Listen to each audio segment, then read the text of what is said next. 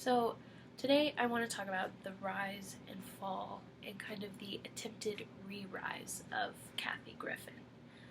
Kathy started in a small improv comedy troupe like most stand-up comedians did.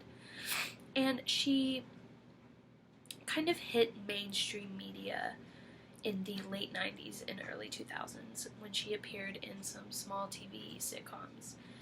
But in 2003, she met Jeff Zucker, who was the president of CNN at the time, and he offered her a deal for her own reality show on Bravo, My Life on the D-List. And that was a very successful kind of slide into stardom for her. It ran 6 seasons and also doing live stand-up comedy shows, which brought in quite a bit of cash for her. In the last 13 years alone, her ticket sales for her shows top at 1.2 million, which is great. She had kind of built this fan base on dancing the line of controversy and comedy. She was a female shock comedian who was unapologetically herself. People loved that. People saw her as raw, uncut, and honest, and that's kind of what everyone was looking for. So her fans loved that she kind of pushed the limit on what the entertainment industry saw as appropriate. She pushed that, and people loved that. But that all kind of changed on May 30th of 2017, when an image of Kathy was released to TMZ of her holding a beheaded Halloween mask of Donald Trump. And the people did not respond well to it. CNN was the first to respond by firing Kathy from the New Year's Eve broadcast that she had been a part of for 10 years with her best friend Anderson Cooper. Cooper also responded via Twitter saying he didn't agree with what she posted and found it disgusting. So it also hurt her friendships that she had made in the industry. It really took a financial and emotional toll on Kathy. It wasn't just the public's eye that was damaged. It wasn't just her image that the public saw.